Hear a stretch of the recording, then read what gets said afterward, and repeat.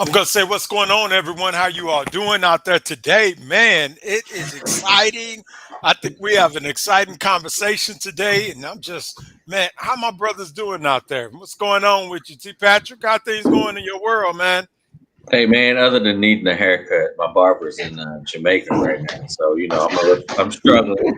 But other than that, I'm fine. I'm getting ready to go on a 4 day weekend, so I'm super excited about that. Oh man, I tell you, where you going?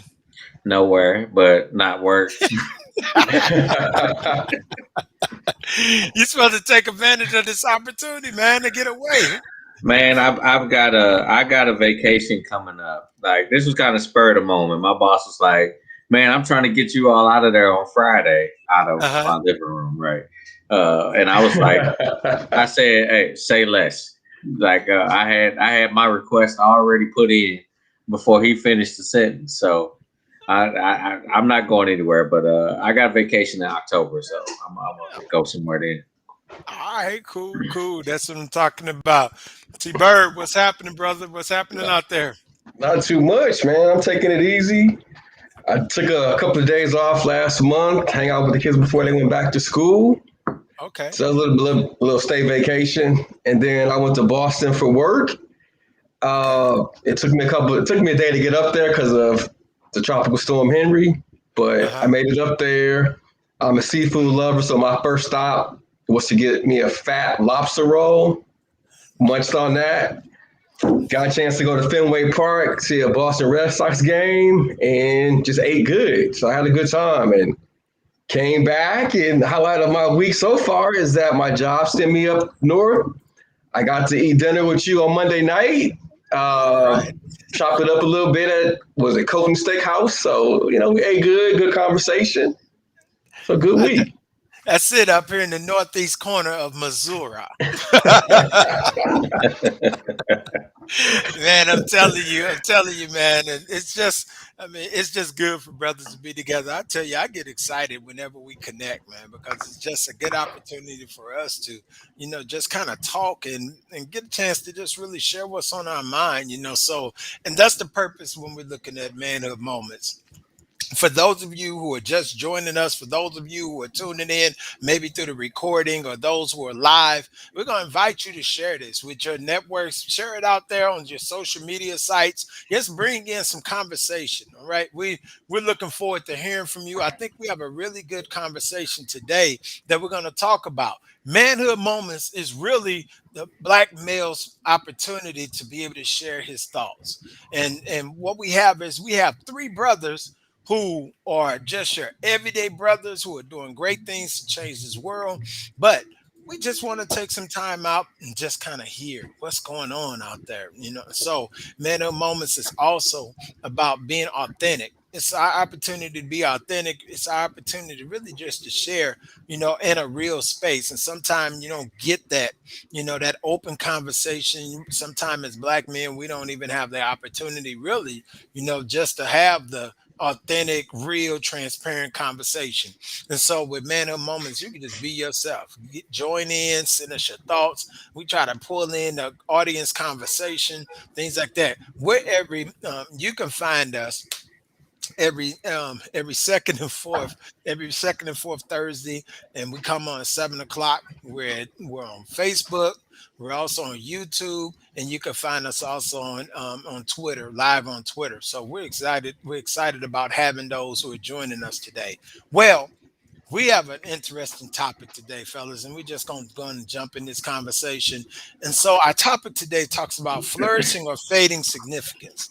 And we're looking at it, the word significance. That's really the highlight and the focus of what we're going to talk about. So, I brought this conversation to you all a couple days ago, and it came from a conversation that I had with a good brother of mine. He's like a big mentor, a big brother. He's a mentor, and so he's at a different stage in life than all three of us, right?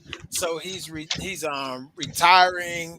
He's has retired, and so he is in a space where now he is really in that level part of his life. He's built his second house, as a matter of fact, right? He owns some land. He said, life is good. But one of the things he talked about was waking up. And when he had his career, he felt like he had significance. When somebody said, "What are you doing?" He was a high exec, and so someone would say, "What are you doing?" He would say, I work such and such, I do such and such, or whatever the case is. No, but now that he's retired, it kind of seems like that significant is it doesn't seem as impressive, even though this man like built a house, like he and his wife and some Mennonites and some Amish individuals. They built the house from the ground up, like for real. And so he does not feel like his significance and things like that is the same. He also talked about the idea of fading significance and how that fading significance is seems to be present in his life. And so that conversation, we got into a really deep conversation about that because I started thinking about some of the things that I'm going through right now in my own personal life. And so, and as well as in my professional life. And I know working in this space with DEI and working with diversity, equity, inclusion, it's like a second career that is kind of challenging. The first career was in the criminal justice field and being in the space and being a leader and oftentimes being the only African American that's sitting at the table, right? And then being a black male who has some history of insecurities and some histories of feeling abandoned and not having a relationship, a strong relationship with my biological dad, or having a fairly okay relationship with my stepdad who was responsible for raising me. And so I've struggled with this idea of significance and what does significance mean, right? What How does my significance how does it look? And so going through relationship after relationship and raising children and all these things, man, have led me to kind of question, what is my significance, right? Being raised in a church environment, and and oftentimes we find out, right, the significance is tied to our religion, our relationship with our Savior, our Creator, right? And so, unless you have that level of significance, then of course, right, you're not.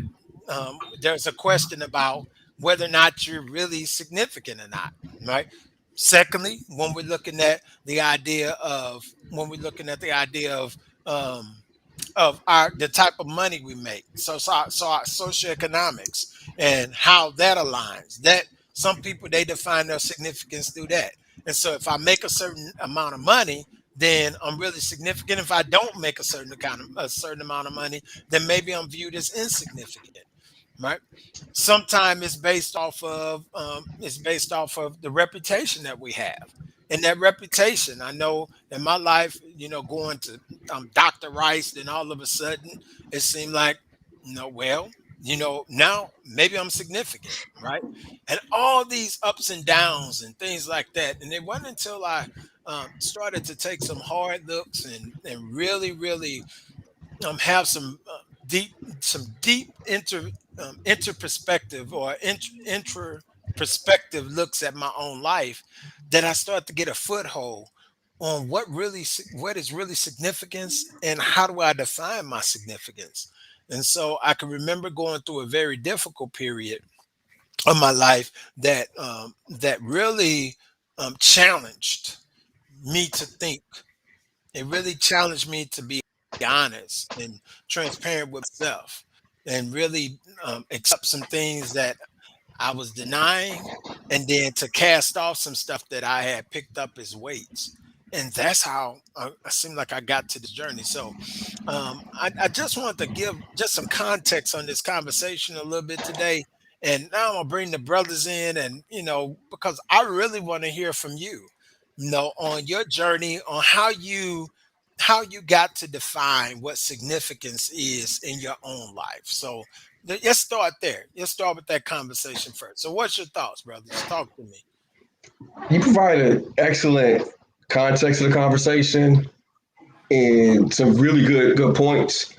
And I think a lot of times we get caught up on find our significance in roles that we were given or gave ourselves. And when I say given is a son, a brother. So we view that as our significance. Then we get married. So then you're a husband, you have kids, and then you're a father. So we start looking at our roles as where our significance comes from. But I could be a father, but I'm always gone. So I'm not really a good father. So I have really no significance to my kids. So I think it's understanding that you're more than just your job, you're more than just a title, you're more than whatever you gave yourself or was given to you. So you have to look at, I've got to a point where I'm knocking on 50 that I can look back at various points in my life and see whether I knew it or not, whether I had a significant role in what I was doing. I could think back to middle school and high school that I was significant in a certain way. And I'll go into it later on, but I was in a predominantly white high school and middle school. So my significant was to be anti the stereotype that was given to black males. Mm. Um, Later on in college, kind of the same thing where I was fighting against different stereotypes, but I had a kid out of wedlock early on when I was found out I was gonna be a dad at 19, kid at 20. So out of wedlock kid, I was in that stereotype. So I kind of felt it, but my significance was I'm not gonna be a statistic. Even though I have this kid, I'm gonna be a present dad. So I found significance in that role to complete college and stuff. And then later on, now through work, through extracurricular activities, I found my significance in helping others. But I'll leave it there first, and then I'll go deeper into different phases that I've encountered. Okay. Thank you. All right. That's good. Yeah, yeah. I mean, uh, it's been a journey. I mean, that's for me. Like I've had differing views on what my significance was. Still have views and questions about what my significance is. At one point, it was really to kind of to Tony's point. Let me be the antithesis of what I experienced growing up. Mm. Right. Let me try something different. And so I put my focus into a lot of different things, right? And what I've discovered recently is that I'm really disciplined when I'm focused, but sometimes I'm undisciplined when I'm unfocused. And so I'm trying to figure out that so I can focus in on anything. And if I decide that's what I'm going to do, I'm going to be the best at it. Um, right. But sometimes we lose focus. And then, so I've been grappling with how to maintain that level of discipline, but honestly, it's just been a journey. At various points, you asked me what my significance was. I would tell you something completely different. I would Mm. describe, okay, this is what I do, right? And someone asked me, well, who is Tehran, right? This is a question I really hadn't been asked before, right? You know what I mean? And it made me search, and I said it's hard for me to disconnect what I do from who I am. And if I do that, I didn't have a real answer for that. So I honestly, what I've come to understand is it's really about relationships. For Mm. me, it's all relational. How I make other people feel um, is my contribution. Like I'm learning to control. I can't control what people do around me or what they choose to do, but I can control what I do, and that is, really important. Because when you lose a job or you lose a house or you lose something material, and your significance is wrapped up into that, what do you have? And so that's why I say it's really relational because I'm always going to have a relationship with somebody, and I'm always going to have somebody that's going to be able to tell the story about how they felt when they dealt with me. And that's what I kind of put my focus in. So whether it's my kids or whether it's at work, whether it's somebody I'm mentoring, whether it's a romantic relationship, whatever it is, you know, I'm going to be who I am, right? No matter what. And so I think that's where my significance is coming in, is being who I am no matter what. Okay. Because, and I'll pause there. Okay, all right. Well, I see we got people that's joining in, so feel free, whether you're on Facebook, whether you're on our YouTube channel, or whether you're on our Twitter channel, please feel free to go in, send your thoughts. Right, we like to bring those conversations in. So type right into the chat. We'll get that information. We'll bring your thoughts, your questions, things like that into the conversation. So feel free to join us. All right. I like what you said, T. Patrick, but I'm gonna be honest. I'm gonna push back a little bit, right? And so you were talking about relationships and things like that. But what if those relationships could be the source of making you feel insignificant, right? How does that look? You know? Well, I mean, again, it's all about control. I mean, and what you can control. I mean, it's no, I'm grappling with the idea and the understanding that it's nobody's responsibility to make you happy. And if you want to give up that power, then Hmm. you do that. Now, it's hard, right? Because what I found is that, people will judge you because we have a tendency, from my experience, and I really believe this, we all have this tendency to place value upon people. We decide who's valuable in our life and who Hmm. isn't. And um, that's it, right? And when I came to understand that they have a right to assign a value to me, Hmm. right? But it's up to me not to internalize what that value is, because my self-worth is the key word is self. Hmm. Okay. So when we're looking at Tony, you mentioned about how your childhood and those experiences kind of kind of impacted you some. Go a little bit deeper. Okay, so I'll start off with this. My dad was big on basically you a bird. Birds have a rich history. We are not stereotypical, the negative stuff. And I can Okay. remember, and I'll say this too. So the context is, I grew up near Scott Force Base. So I've Okay. had friends, and when I say friends of every nationality, is what Scott Force Base pretty much had.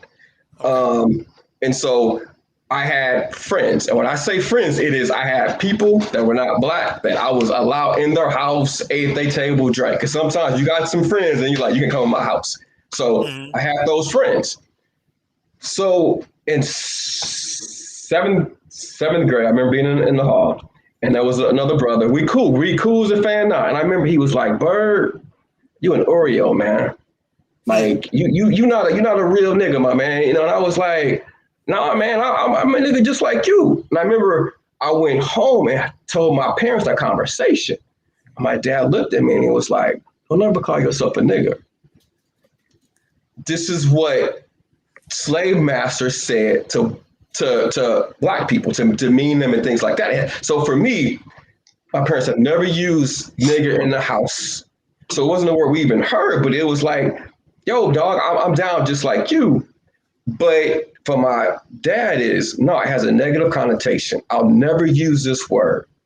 My dad was hurt in Vietnam when he came out, like he was Okay. mad. You know how they treated Vietnam veterans. And so his thing was reading the Black Panthers magazines and everything too. So we had the black pride in our house. Okay. So we're not the stereotype. So that kind of led to in middle school and high school of not being the stereotype Hmm. of what they thought black people were. And just to throw out one of my favorite hip hop guys, KRS-One, he had a lyric that was, "But I don't talk this way for the stereotypes of today. Like, oh, my brother's eating chicken and watermelon, talk broken English and drug selling." So my Hmm. thing was, I'm not that. I'm going to talk proper English. I'm gonna give you respect. Some of that you heard, like you talk white, so you're fighting that. But I didn't know it, but I found significance in here's a black male that's not in trouble Hmm. that's getting good grades, that's going to college, and a standout wrestler. So everything you think of is negative. Because I can remember the same thing going to Walmart where I was growing up at. The greeter was like, it was me and my two younger cousins, and she was like, "Oh, look at them, they look like trouble." Lady, you would even know us. And so Mm. it's those things where it's like, no, I'm gonna show you. We got money.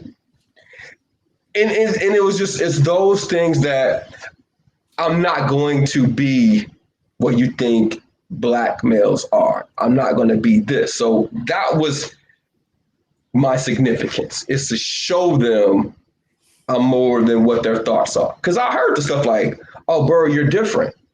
Hmm. Because I speak different. Because so it was that. And when I got older, I understand like some of it's compliments, some of it you don't know how to take it because I'm not different. I'm a young black male. Because I know when I go to Walmart, I'm gonna get followed or watched. So Hmm. that's where I found my significance, put it that way. Okay. You know, That's and that's where I failed, right? okay. And what I mean where I failed is when I and I mean I think everything is like based upon what your experiences are, right? So my experience is going to be different. I don't think there's a right or wrong, good, bad, or whatever. It's just interesting. Like through all of what you said, I just constantly hear people putting labels, right? Y'all look like trouble. You're Oreo. I mean, just all of these different things where someone's trying to assign a value to you. And I think it's just our nature. But where I failed was trying to prove to other people I was something. Hmm. That's where I failed. That's where, and it wasn't until I stopped trying to do that Uh-huh. that my life changed and like my whole perspective changed. And like, I don't care what you think, unfortunately, about me. I'm going to be authentically me, whatever I feel like that is. And a lot of stuff I say sometimes doesn't make sense to certain people or some people. And I'm okay. And I have to be okay with that because they're going to do what we do and they're going to assign a value based on what I said, and I made, like I said, I just failed when I was living that semi-charmed life like I described, where I was meeting everybody's expectations but miserable all at the same time because I was trying to be the antithesis of what I knew and what was negative. Okay. We got a question here, and the question is coming. So it says, "So if only what you do for Christ will last is true, is anything done outside of Christ's will with specific will significant from a spiritual perspective?" So let me reread that. It says, "So if only what you do for Christ will last is true, is anything done outside of Christ's specific will significant from a spiritual perspective?" So that's a question that's out there. Yes. Okay. And yes, share. Well, I mean, what I mean is like, that's the whole purpose. I guess of the meaning of life is for us to live out our life like Christ. If you are a Christian, right? Mhm. I am, so that's what I believe. But you ask somebody else, they may have a different perspective. I don't feel like I don't have a heaven or hell to put anybody in. So what am I? Who am I to decide what's good and bad? The crazy part about it is my job is to judge people. That's what I get paid to do. So, I have to balance that in real life. But, you know what I mean? I think that everything we do is, and that's kind of, it really, anything outside of the will of God really is not significant. But in the will, it is significant. And that's what I talk about in how I make people feel. I mean, and that depends. So, what I've done is start trying to deal with myself on judgment, right? And trying not to judge people because of the fact that, you know, Christ spent his time with some of the lowest among us. And if I'm gonna be Christ-like, then I need to be able to do that. But I can't do that if I see myself here and you here, right? I might be. I'm gonna do the best that I can. I'm a high achiever. I'm always gonna do that. But the bottom line is I don't have to look down on you because you chose a different path. Every day I get up, I say, thank you, God, for another chance to get it right. Right. Because it's another chance for me to do something different. Every day you can choose different, you know. I like what you said, T. Pratt's a good example, and I really just look at you're supposed to honor thy mother and father, Okay.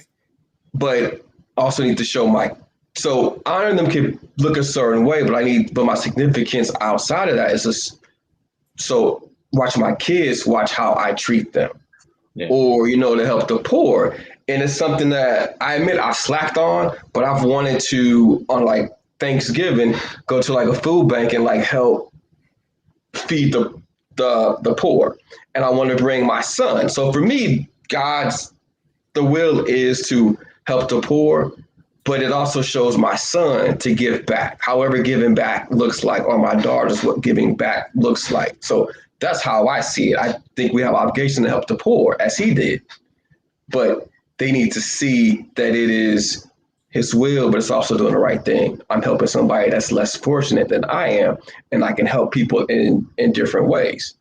Because in St. Louis, you see people that's begging for money. I Hmm. went to go get food before they begging for money. Hey, I'm going in this restaurant. I'll bring you some food out. That's what I will do, and that's just a nice thing to do. So I feel like that's some things that we can show our significance for our kids, for the next generation to come up. You know, this is a really interesting question. When you ask the question, so if only what you do for Christ will last is true, right? And so now we're reasoning with the scriptures that talk about you know um, the eternality of Christ, and how our behavior and whether or not it's significant is connected to that relationship, right? Because that is, if we're looking at it from a biblical or a spiritual perspective, right, it's that significance in what we've done for others that lasts for a long time, right? And so we think about the when we think about individuals who may be millionaires but never did anything to really have an impact, and so they've died, their whatever money they had has been distributed fairly or unfairly, and we no longer remember them.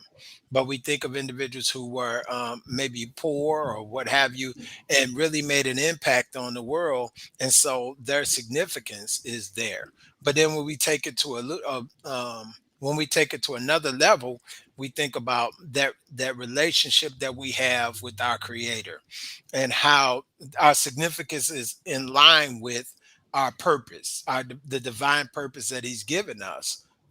Through our birth. And so I'm reminded, I think about Adam, which you all know we talk quite a bit about Adam, and we talk about the original man before the fall in the garden, before we was all messed up, right?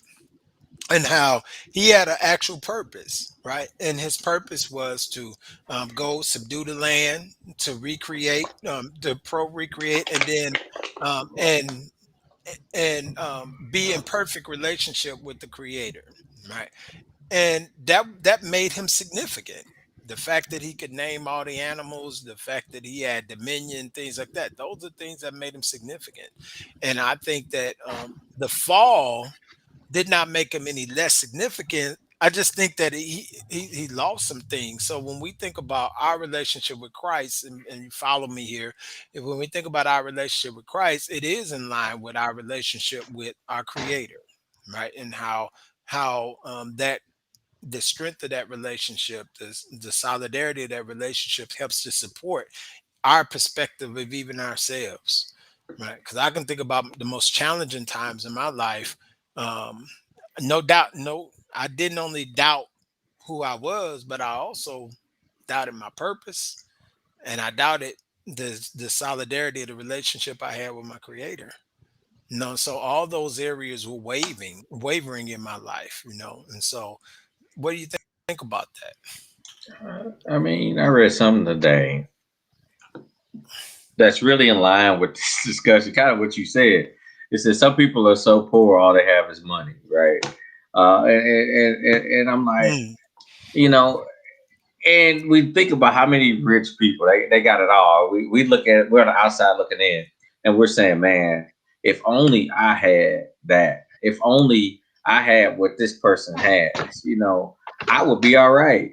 And the crazy part is they're the most miserable soul, and they're just miserable. But Okay. we're clamoring to have what they have because we don't know any better. We don't know what their internal struggles are, or that they don't have anything. So you know what I mean. I mean, like that's kind of my take on that. It's like um, it really. Like I say, we know how I feel. I'm Christian, so I mean everything has to be in line with that. But some people might not think that. Mhm. That's a good point. We got another question. I'm gonna show it. And so that question is: so are you saying that service determines your significance? That's the question that's on the table. Are we saying that service determines significance? And I don't, and I'll start with this one. I don't necessarily think that it's saying that service determines significance, right? Because we could be a servant, or we could provide service, not being a service, but we can provide service, but it can be done from a selfish perspective, right? I do think that, in my opinion, so being a servant, and we've talked about this before, so I don't know if you all want to build on this conversation from this perspective, but being a servant is very important, right? And I think, T. Patrick, you mentioned this about the relationships and being a servant in those relationships, but I believe that it's not just the servant part. I believe it's the heart and the spirit from which we do those things that help us with our intrinsic significance, right? Because if I do something, I'm like, oh, well, no, and I have this grudge or I have this really nasty attitude or whatever the case is, then no, I might as well not even have done it. Or if I expect quid pro quo, right? I did it, now I Mm. expect you to do it somewhere down the line. That I don't think that that is really, I don't think that personally, I don't think that that is in alignment with somebody who really understands that significance. I appreciate the question. So are you saying that service determine your significance? I have a different perspective. For me, significance really is, by definition, is being worthy of importance. And it is what's important for you, but what's important for me. Like I'm speaking for me. Giving back is important. Helping my friends, helping giving advice at work. For you guys know, I work in the criminal justice field, and me talking to young black males without a father, my significance is telling them things they've never heard, or just planting that seed of something that I said that hopefully in the future they will think twice on it. So at this stage of my life now in Brazilian Jiu Jitsu, people say that I'm an OG. I take pride in being an OG because I feel like I can give advice in Jiu Jitsu. I can give advice at work. I can leave my job right now and someone can say, man, Bird really looked out for me, or Bird gave me some advice, or Bird let me know how to handle the politics of the job, or how to do my job better. So my significance is really helping someone in any capacity, depending on what it is. My significance is showing my father showing my son how to be a man. So not necessarily being a servant, but me, it's just straight helping somebody else, giving advice, being a good friend, so on and so forth. But just being worthy of importance. Yeah, I want you all to know how we definitely teach on this podcast, right? Did you see how Tony provided the definition of That's it. That's it. significance? So so from there, real quickly before we move on, I want to lift a word, which is worthy. And the reason I lifted this word from that definition that Tony provided is because really who defines I mean who defines significance? I mean we're talking about significance. So it's something that you have to be worthy of, which means that something has to bestow that on you. It has to deem you worthy. And I think it's really relative to what you believe. So if I'm worthy, uh, and Christ is my savior, and I'm looking at my creator, and my creator's giving me that worth, or am I getting, or I don't believe, and I'm getting that worth, but it comes from somewhere, and that's the point I want to kind of lift from there. Is like who's deciding that? Yeah. I put a comment that was on here from Brother Ryan Smith, who joining us tonight. We'd say thank you for hanging out with us. We got Brother KP, quite a few individuals that's in tonight, man. So we got some conversation going on. Brother Ryan Smith said, knowing one's purpose is based on knowing the strength and needs of oneself. Everyone's purpose is not set for large scale duties. To impact the life of one person and no lesser than impacting millions. Your purpose is based on what you bring to the table to share. Man, that was hey, very good, man. And I would agree. I think that's one of the challenges that we look at is we try to determine the worth of our significance and our purpose based off of the size of it. Not Yeah, thinking, right? And I can remember this. I can remember seeing this early on when I was younger. I can remember seeing I, like because historically African American men have not had a place of prominence in society. We've probably been the lowest in if we look at societal structures, right? And so, but so it left us to try to find some type of place of prominence, which we look for titles such as pastor or reverend or something like that. We formed organizations, and so that gave us a sense of belonging. We would look for those things that would help us with our image and how we felt, not realizing that for those of us who had homes and families and stuff like that, that those things was right there. The significance of having a family and really investing in that family and really pouring into that family for the next generations was the most important responsibility that we could probably ever be given because we impact the world by really being present in that home. So, but sometimes that was viewed as not being very important because it didn't get the glamour or the glory, right, that everything else might have gotten. So I think that's a really big point. There's a question on the table here. And so, Brother Lawrence Chappelle, thank you, man, for joining us tonight. He says the question I would have is, do you think that you're significant enough to serve people? So he's making a thought. He's bringing a thought from our conversation. Do you think you are significant enough to serve people? No. And so, what you think about that? I love the question, and for this question, I look at where my skills are that I can be significant. So depending on, I guess, the population and stuff like that, because to serve people, am I significant? For example, I'm a middle school wrestling coach. I'm significant in my skills to teach these young men to work hard, to get good grades, and give them the techniques to push. But then also, okay, you fight through every period, through every round. You don't quit. But then in life, it's the exact same way. When things get hard, you fight through. So for me, it is, I'm going to serve where I feel like I can help, that I have a voice, that I can back it up, per se. Do I think that I can lead say Sunday Bible school? No, I don't feel like I know enough to do that. But I feel in my profession, yes. As a middle school wrestling coach, yes.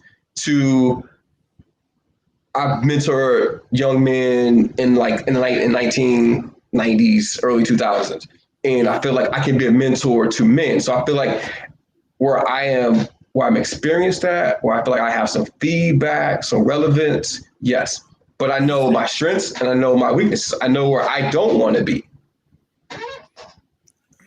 That's a good response. I'm thinking about this question. Do you think that you're significant enough to serve people?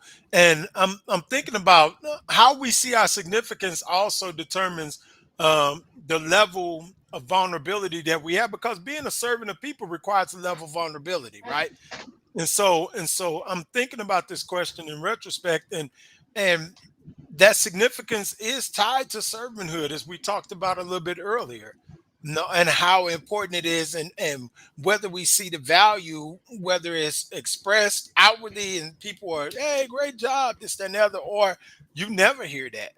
Do we really feel like that what we're doing is significant enough to continue doing it despite being maybe despite it being silenced, right?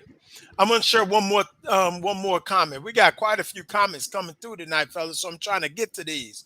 Right. The comment is please comment, and it is, let's see, yes, go right here for a second. It says please comment on how someone who is very old or bedridden can still be significant while not having the ability to directly touch someone's life.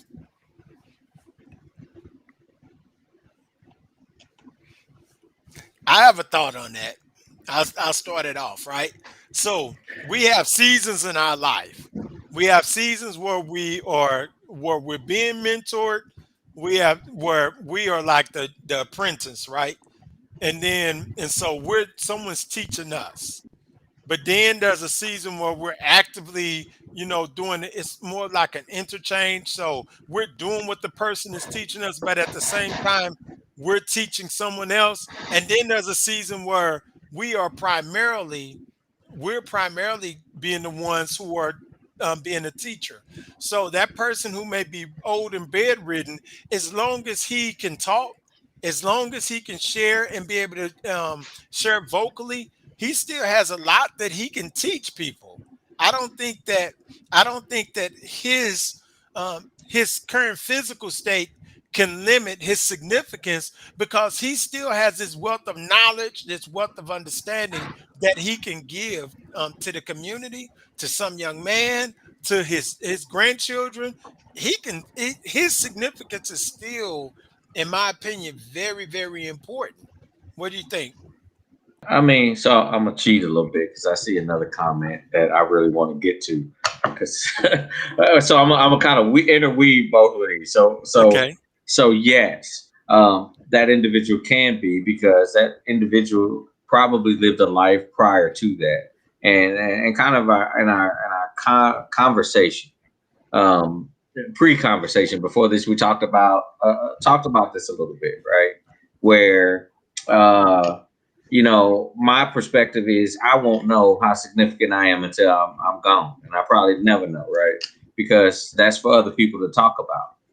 My job is just to contribute, and it kind of goes to Ryan Smith's comment that you got there that talks Hmm. about the father that works three kids. So I just recently turned down a job offer to move to Dallas, right? And I Hmm. posted that yesterday on that. You know what I mean? I got some comments like family first. Well, yeah, obviously, but you know, to his point, if you work at three jobs, rarely there because that's where you are in life, and you need to do that to pay for whatever. That's what your significance is. You sacrificing your mind, body, spirit to produce for your family, right? And that was my thought process. This is a big area of growth for me because I would have jumped on that with given what I was, they was talking right. So I was like, okay, shoot, my kids can fly down for and see me and spend the summer with me, right? Because I'm thinking that, but you know what? I realized that my youngest son really didn't want me to go. I mean, he said, "Daddy, it's really really whatever you want to do," but that's not what he wanted. Because when I said, "You know what? I think I'm gonna turn it down," he had the biggest smile on his face, and like I said, he didn't want to go home. Like he's always the first one to want to go home. But pretty much as soon as he get to my house, he's like, yeah, yeah. If I say you ready to go home, he's like, yep. He said, no, I'm not ready yet. You know what I mean? So, and I think part of it was, going through the divorce or whatever, and having that separation. He probably blamed himself for it, Okay. and the way that kids do, but he didn't know how to express it. And at this point, when we were cutting grass, he was the one that was he didn't want to let the lawnmower go, because he was involved with something, and he felt connected, and so what I mean. That's why I chose. Okay, no, I can't. It's not the right time, and that's what I shared with the individual. But it's like that father, you know. It even though it may not be directly connected to service, he's still serving his family by working those three jobs. So to me, it's kind of hard to separate it from serving other people. I've tried. If somebody know better, tell me, but I can't figure it out. I just want to say a lot of my comments are based on me. So I love the questions, and I will say I went to a training, and the gentleman said, "It's we." When people talk, they're like, "Well, we." So for me, I'm speaking in I, like I this and that. But I just want to join in, just a comment for you all. Then give an example of what you think significance is, because we're speaking about our own experience, and you guys are throwing questions at us, which is great because it's expanding the conversation. But let us share one of your comments. Like, where do you feel like you're significant at, whether it is helping others, serving, or in some other capacity, just riding the bus, sitting next to somebody. So throw some more comments on. I like it. I like it. Yeah, it's some good ones out there, right? You know what I mean? That where people are really really asking some really good questions. It's gonna be hard to. I don't know if we can get through them all, but you know what I mean? Because we be here for till next Thursday. But you know what I mean? We got some really good questions about what if your voice isn't strong enough, right? Does that make you not significant? And I mean, honestly, I believe significance is really it's really intrinsic there, right? Someone else bestows it upon you, but you can place value in yourself, in that, and through whatever it is that you choose, So if it's Tony's being a wrestling coach, or me deciding I'm gonna stay here and be present for my boys because it works for us right now, I mean, it just really depends on you creating your own level of understanding that you are significant. Period. And I think kids understand this, right? I think it's the world that teaches us that we're not significant by the value that they try to place on us. And I think that significance, your voice, you don't have to be the loudest in the room to be in control. Is what I learned. I do everything in my job through persuasion. So if I can influence people, and I don't supervise a soul, but I can get people to do things because I've made a connection and been able to persuade them.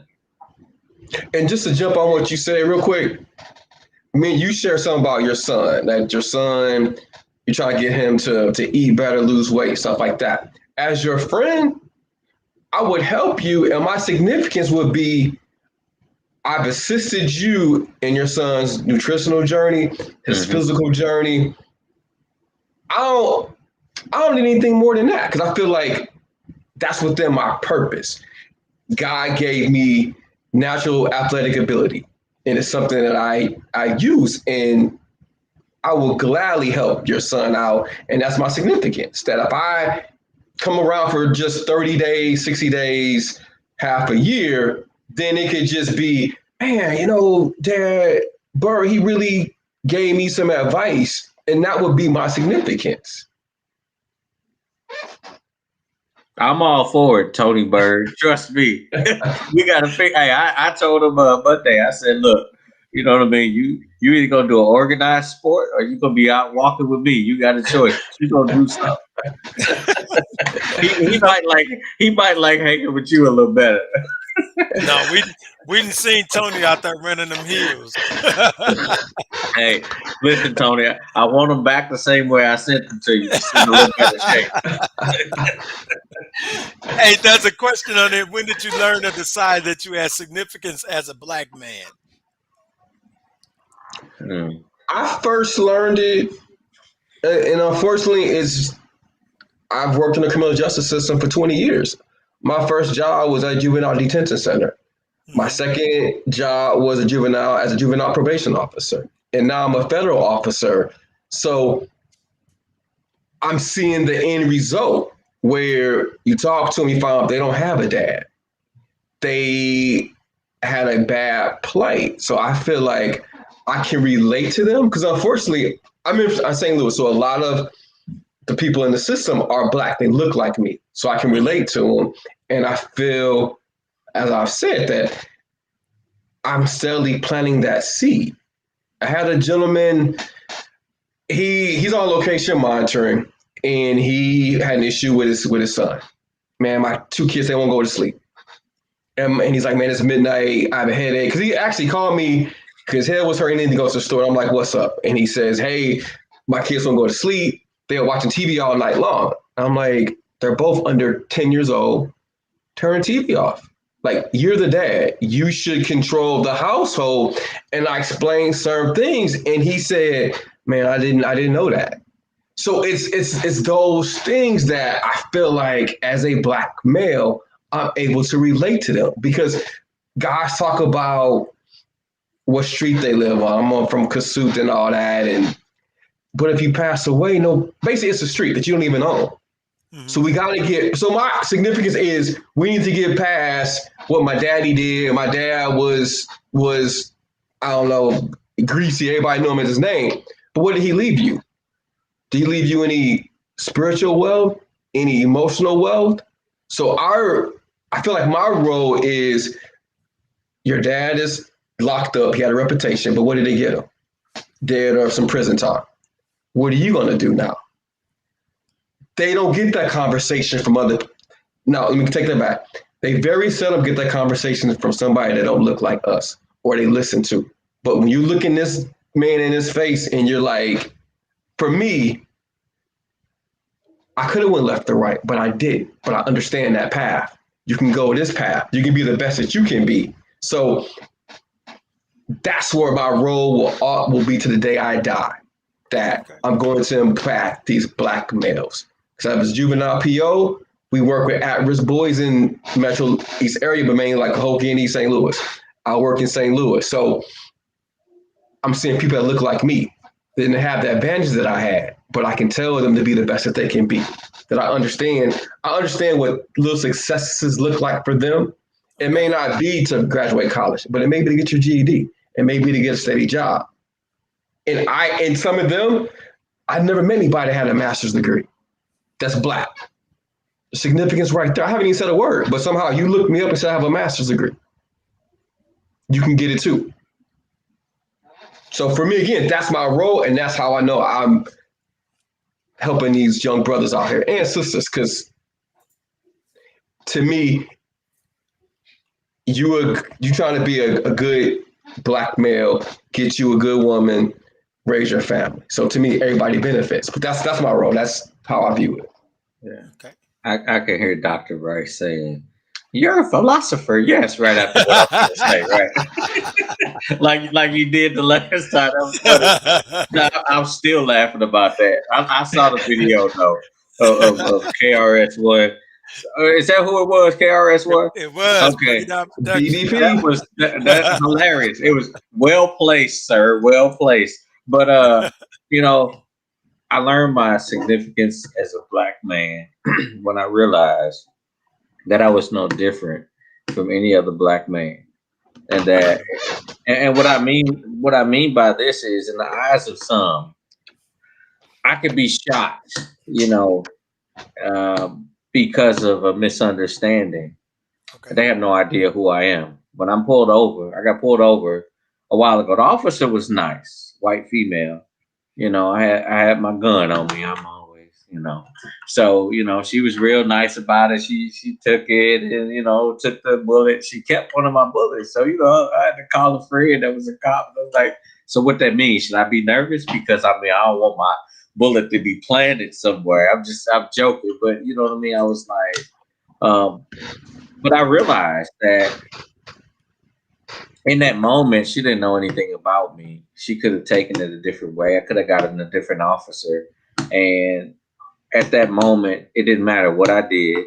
It didn't matter how much money I had. It didn't matter about anything Mm, because at that moment, you know, if that traffic stop or any traffic stop had gone bad, I wouldn't be here right now. And I realized it really doesn't matter. All of this stuff that we talk back and forth about, I'm no different than anybody else. And it kind of really shaped my perspective and how I deal with black young blacks or black individuals in period, and how I relate to them because I understand. Like I understand some of the frustration. I did not understand what the big fuss about.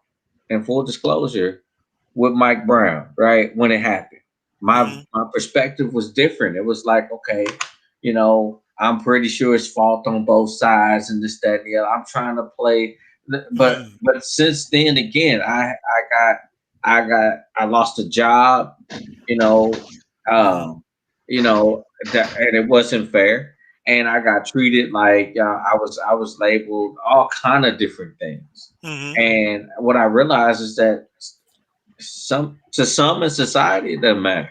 And that's when I learned that I'm significant because I have the advantages that some don't, even though if someone met me.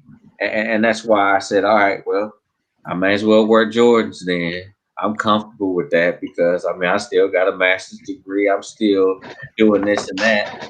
But to some, I'll never be nothing more than, a black man. Man, I'm thinking about that question. When did you learn to decide that you had significance as a black man?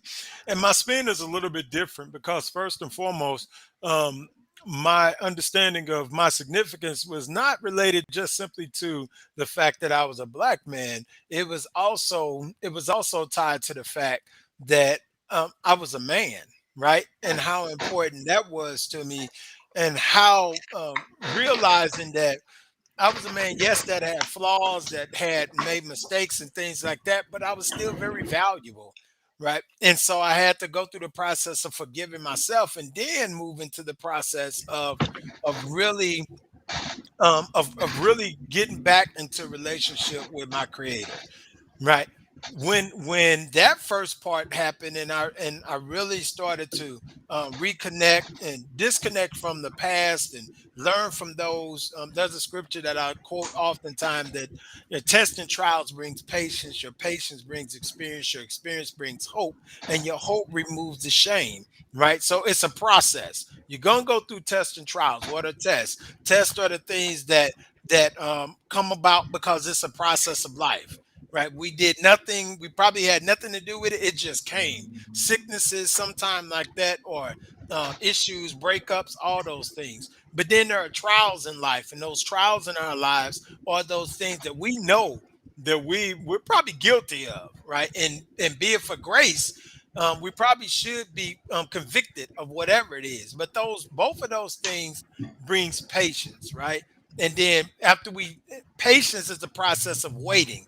You got to get in a place of waiting where you actually have to deal with whatever it is that you've done, and you have to actually face it, and you have to actually admit to it, things of that nature. And that patience brings the experience, because now you're starting to learn, you're starting to grow, you're starting to mature. And then that experience, after you've matured from it, then you get this hope. And that hope is, I know I messed up then, I know I messed up there, but I got another day, I got another chance to work at it. And then that hope starts to remove the shame. So now I take ownership of that because I know it's covered. And so even if somebody else knew what I did, they can't hold me guilty, because now I don't have the shame. And that's really what causes us to hide as men, is the shame. That's the thing that keeps us cowering behind the bushes instead of coming out and saying, yeah, I messed up. I am very, very sincerely sorry about it. I need to get on the path so I can heal, so I can not do this again. And so going through that experience, and it's an everyday experience, I start to see my significance through my creator. And then the fact that I'm a black man just adds to that, right? It adds to the fact that there is a history, there is a legacy of other black men who have gone through and had to deal with the obstacles, the challenges, things like that, and I can be numbered among them. I could be just as great as those black men who come before me. And so, and by studying and looking at those men and saying, man, whoo, it's a great day to be a black man, and not be ashamed of anything. And then we add all the other stuff to it, man. So that's kind of, what that's kind of where I started to look at my significance and say, man, it's okay. This is all right. Yeah, fourth marriage, yeah, but it's all right because I can still help somebody. Yeah, this, that, and the other. Don't none of that matter at the end of the day because all that things. There's a scripture that I love. It says all things work together for the good. So that's the good and the bad, whatever we going through. And I'm talking to some man right now that may be listening to this, right? Some woman that might be listening to this. No matter what we've been through, right? No matter what we going through, we know that it does not impact our significance, man. It should not. It cannot if we don't allow it to impact our significance as long as we know where our significance comes from, man. I'm telling you, I ain't mean to go there, but I felt it. So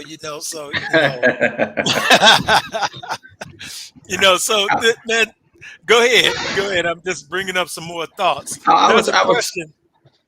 Go ahead, T. Patrick. okay. I was gonna say, this is a good one.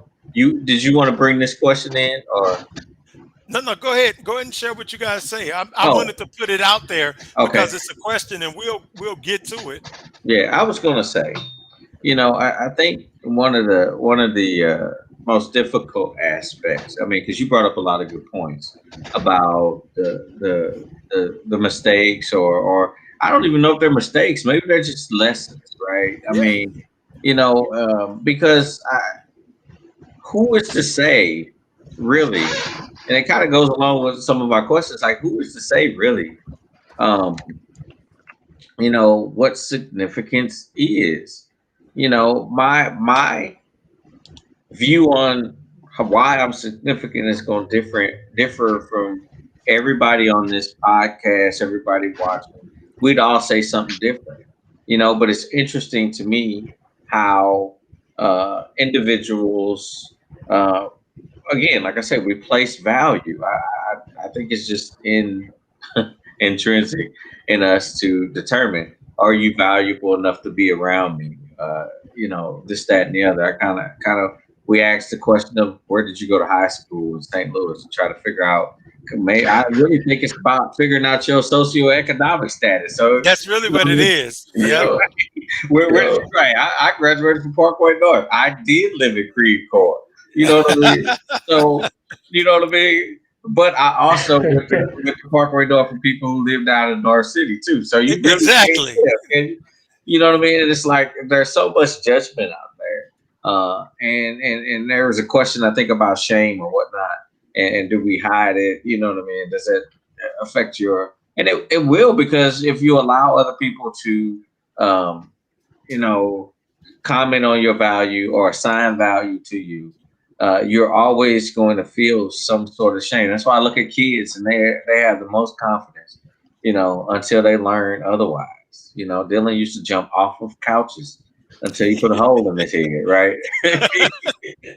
then everything changed. You know what I mean? So I mean, some things that we learn, some people that we come in contact with, kind of diminish our value because they're trying to push their narrative on us. That's it. That's it. Let's go back to that question real quick. So that question was, give me 1 second. Who Is shape? who shape or shapes your significance? Who determines your significance? Right. And there was a lot of conversation on the line about the other Ryan Smith talked about his father and his experience actually with an absent father, because somebody can be present or not present and still have the same kind of impact on your life, right? No, Hmm. so you can have sometime we never know why.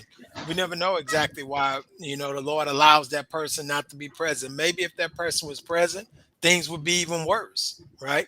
And so sometimes he protects us by making sure we stay away from him. But then also it's individuals who may not be present in our life that gives us another level of values, or morals or focus or determination, things like that. So those are gifts. But it says who shaped or shapes your significance, who determines your significance. And so there's some really good comments on here. No, anybody want to chime in on that? We got just a couple minutes left. So anybody want to chime in on that thought? Yeah, I like how Ryan Smith says his father not being around shaped him. My dad was around. My mom and dad been together 51 years actually this month. Um, so they helped shape who I am. And I would just say my dad did. I mean, we talked about like our values. We went to church growing up. Um, Things that I was good at, I was above average, I would say. But my Hmm. parents helped shape, and I was saying swag before swag came back in play.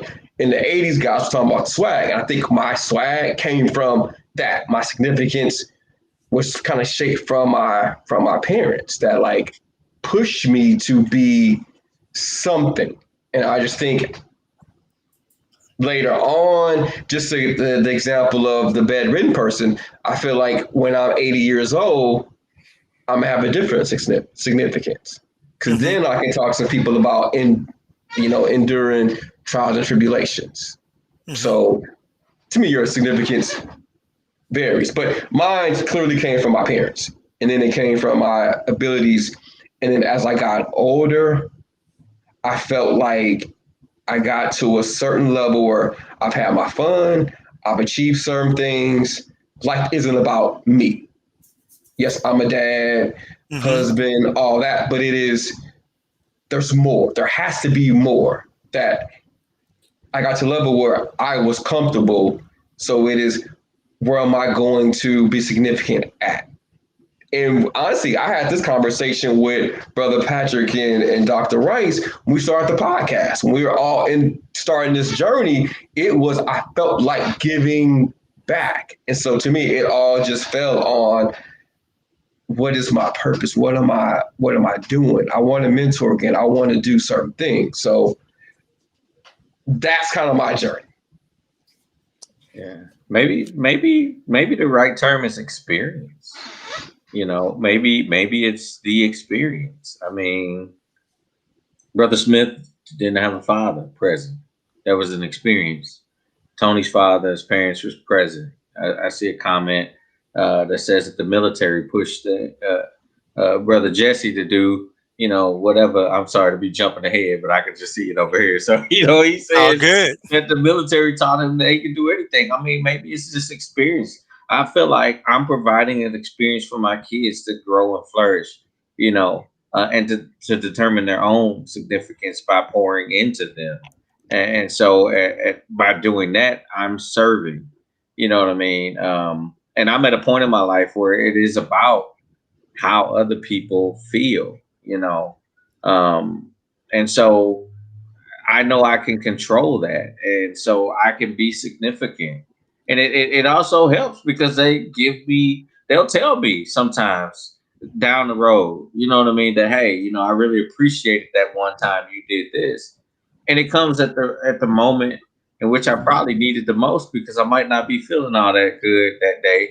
And then all of a sudden I got an email one day. I had a rough week at work and I had transitioned into another job, and one of the guys got promoted, and he sent me a nice email. He didn't have to do it, and just said, "Hey, I'd be remiss if I didn't, you know, acknowledge your contribution to my ability to promote. And he's older than me, right? And it felt good. I didn't share that. We do success stories in Mhm. our team meetings, and yeah, I thought about sharing that, but I didn't want to be braggy. But I just thought that was nice, so I just kind of kept it to myself. Like he didn't have to say that, but maybe it's just the experience in that, and that maybe that's a better term than just service. Hmm. That's interesting. We had another comment said, "Do you hold on to the shame because you don't feel significant, or like your life has meaning?" And um, I'm going to respond to that. I think we hold on to that shame simply because we we don't have the capacity to recognize that we can be forgiven, right? And then I think if we've made the mistake time and time again, right, that's also one of those reasons why we hold on to that shame because like the first time we do something, we like, okay, man, and it's a little easy, but when it starts to be a pattern, right, then it becomes more difficult to forgive ourselves, and it becomes more difficult, it seems like, for others to forgive us or believe, that we're anything different than what our actions have shown. Right. And so because of that shame, and that shame that causes us to go into hiding, because really that shame it appears to be outward, but it really is intrinsic, right? And so I think about Adam, going back to that thought.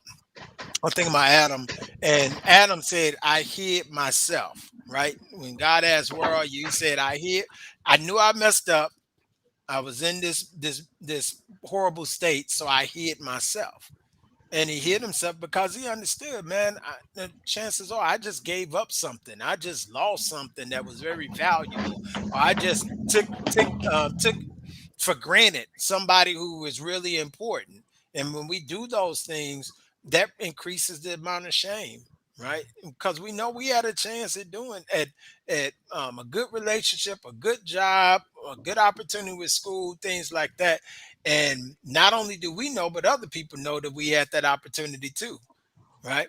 And so now it is difficult to overcome that shame, but we do have an advocate. We do have a creator, a God who cares, who loves us, and will help alleviate that shame if we're willing to confess it, if we're willing to acknowledge it and bring it out, and then also willing to change. Because that's one of the things that we don't talk about a lot of times. We talk about the forgiveness, we talk about the grace, but we don't talk about the change and how necessary it is for that change to happen as men, right? We got to be willing to change. We got to be willing to stop doing whatever it is we're doing, and to deal with it, address it, and even if we can't do it in our own power, we stay next to the power source until we get strong enough where we can do it.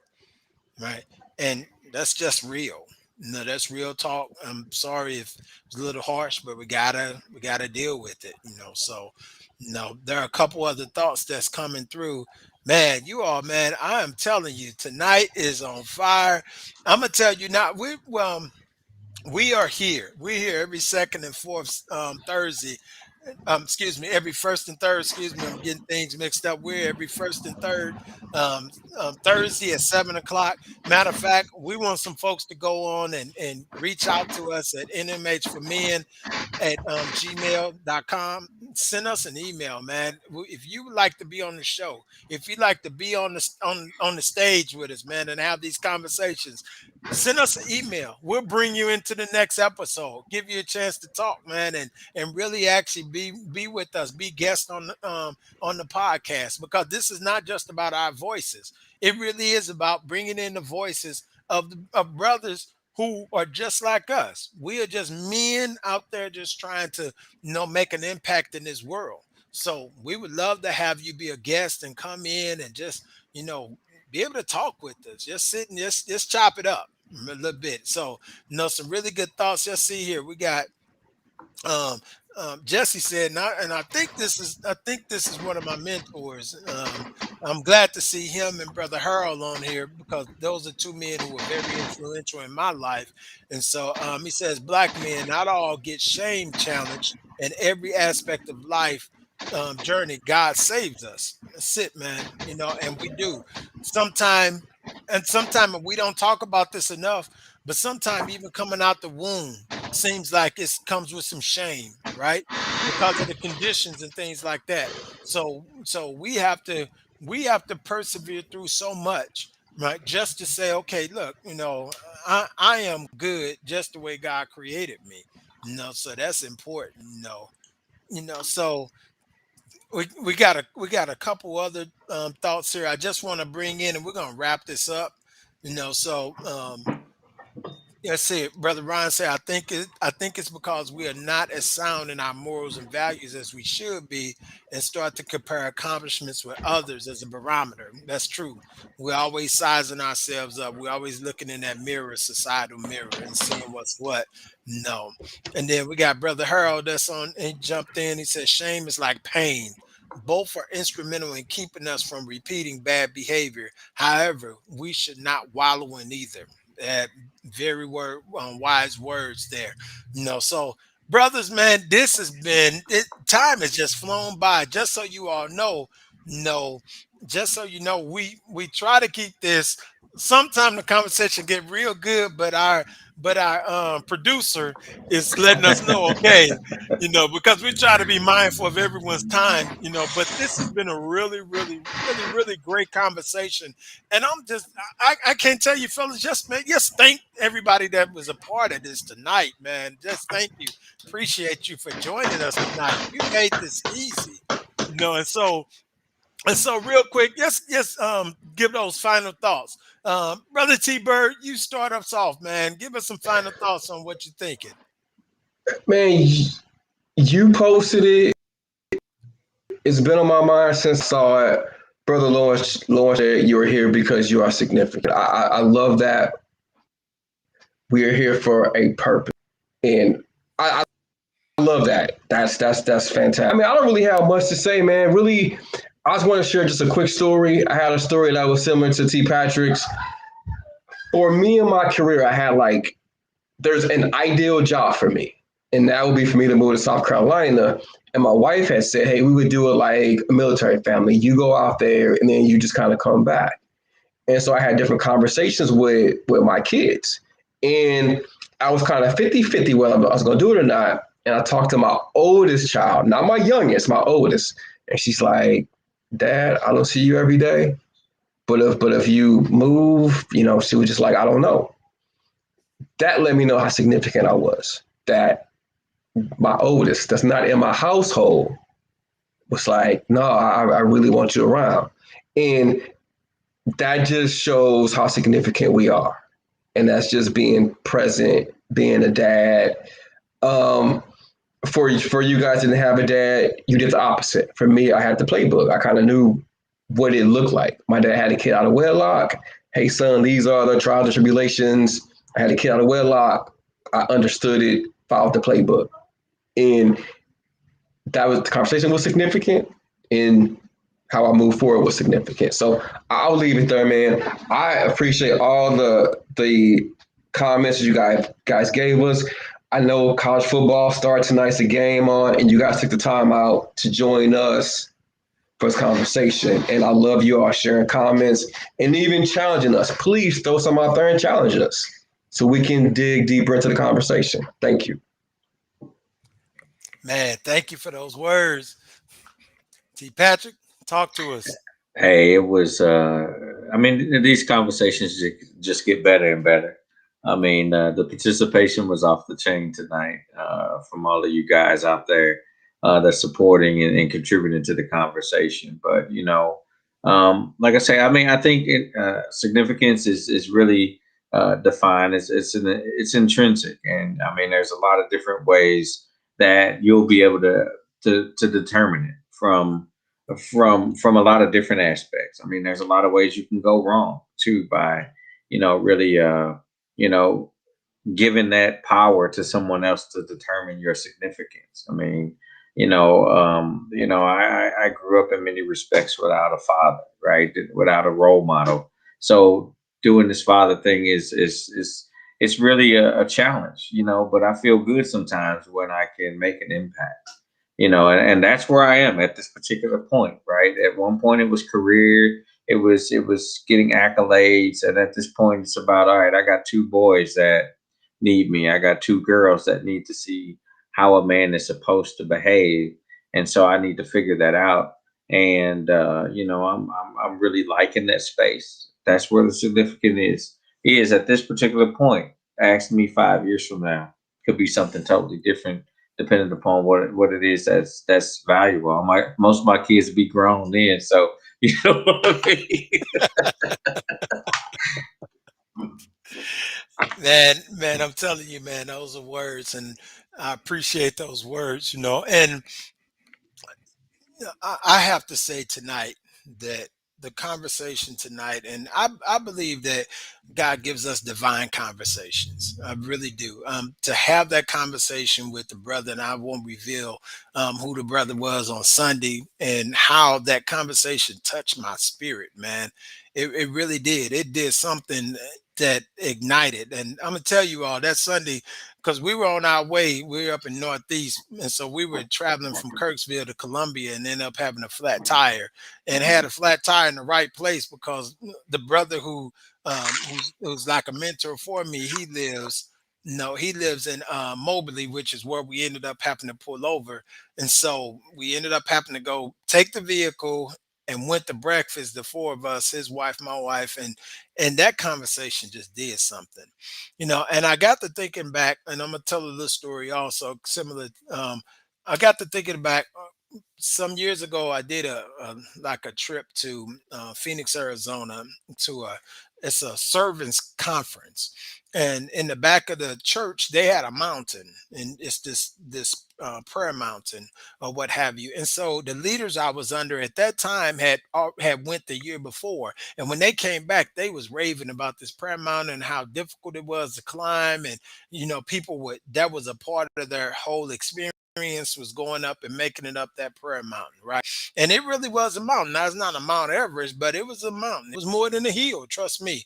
And so while going up that, in my mind, I knew I was going to that conference, and the first thing I was going to do was go up that mountain by myself, right? And so I checked in, went, took the stuff to the hotel. We made it to church and checked in there, and off I went to that mountain, and I climbed it. Right, I made it. I made it up to the top, and there's a lot of other things that go with that experience or what have you. I was filthy, dirty, and just tired and everything, and got to the top. And I'm thinking when I was at the bottom that when I get to the top, I'm gonna be up there shouting and thank you, Lord, and everything like Rocky and stuff. But when I got to the top, what I did was I just sat. I sat and I sat some more, and I didn't leave that spot for probably about 20 minutes or so just to catch my breath and things like that. No, but I got to thinking about while I was sitting there. One of the things that came to my mind, the Lord dropped in my mind, was that life happens at the bottom of that mountain. So, granted, we can get to the top, but life really happens at the bottom of that mountain. That's where everybody else exists. Only a few was going to get up to the top. So, I had to get back down to the bottom just to be able to live. But I also got to thinking on Sunday how insignificant it felt to get up there. I thought it was going to be this glorious, but it really felt insignificant. It was like almost like when I completed my doctorate. And when I complete my doctorate, I tell people I don't quite remember like the celebration and all that. I have pictures that lets me know that it happened, but I don't quite remember it because it didn't have the same significance that I thought it was going to have, right? But what made that experience significant was the 2 days later when our whole group decided to go up that mountain, and I waited to help a brother who was kind of physically out of shape and things like that. And we weren't even at the fourth of the ways up, and he was ready to give up. And so I just waited with him, and I walked with him. We climbed together, right, and all along encouraging him. And so when he got up to the top of that mountain, his exuberance was a lot different than what mine was when I got up there. And at that point, that felt significant. It was like, man, this is what this was about. I had to experience that mountain myself because I have to be somebody that's going to help somebody else get up it. Right. And so, as you're climbing your mountains out there, brothers and sisters who are listening in right now, as you're going through your jobs and you're going through the day-to-day toils, you're going through those relationship issues, you're going through raising those kids, you're going through being a man of your house or being a leader in the community, whatever it is you're going through, even the third quarter of your life, right? And trying to understand if whether or not you still have significance in this world. Whatever it is, I need you to know that, yeah, you do have significance, because everything that you've gained, all the wisdom you've gained, all the knowledge that you've gained, all the gifts that are inside of you are there to be a blessing to this world, right? God put them in there for a reason. He gave you those experiences for a reason. Now it's just up to us to share those experiences. And the things that we're going through, we can get through them. Yeah, you can get through them. Yeah, look at yourself and say, you can get through this. You can get through this. Right? You just have to trust in the power that's outside of your own. Right? So that's what manhood moments is about, man. Your significance is flourishing. It's not fading, and it won't fade even after they give us, the final rights and the family gets back in the vehicles. We still flourishing. So I want you to be blessed today. I want you to trust the process that God has in you. Right? We're gonna pray. Lord, we thank you for this day. We thank and praise you for everyone that's listening in, even currently, or whether they're listening through through a recording. We ask that you would encourage them, let them know that they're very significant. Somewhere they ask, what is man that you're mindful of him? And the Son of Man that you visit him. You've crowned him. You made him just a little lower than angels. We're just a little lower than angels. We have significance today. And our significance increases when we come in alignment with you. So I ask that you would bless. I ask that you would encourage. I pray that you would strengthen. And we thank you for everything that you're doing and everything that you've done. We ask that you would have your way this day. This we ask in your name. Amen. So once again, brothers, I want to invite you. Reach out to us, nmhformen@gmail.com. Want to invite you to join us, right, for a live session. We want to bring you on the couch if you want to be a part of this. Inbox us on Facebook, inbox us on our YouTube page. Right. We want to hear from you. If you want to be a part of the next session, join us, man. We want to invite you in. And so until next time, remember, my manhood, my mission. Right. Be blessed. I'm a Canes fan.